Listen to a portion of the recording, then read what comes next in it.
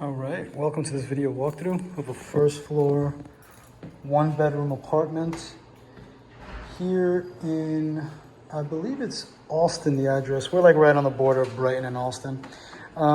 As you saw at the beginning of the video, there is an elevator, but you don't need one because this is a first floor unit, okay? So it opens up, open layout, directly into the living room. It's a bit narrow. You have the kitchen up here right next to the side of the entrance, electric stove, sink, fridge, little pantry right there. Some cabinets up top. Okay, we have the bathroom right here.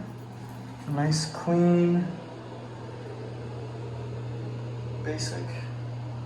All right, shower, tub combo, toilet, little sink, vanity. And to the side we have a closet, decent sized closet, radiator, little nook right there, good sized windows. This is a first floor unit, so you have a little bit of some bushes right there in front. And then the bedroom, okay, it's an okay sized bedroom, not too large. You have a closet right here. It's pretty long. All right. And then we have the green line right there in front of you. Okay.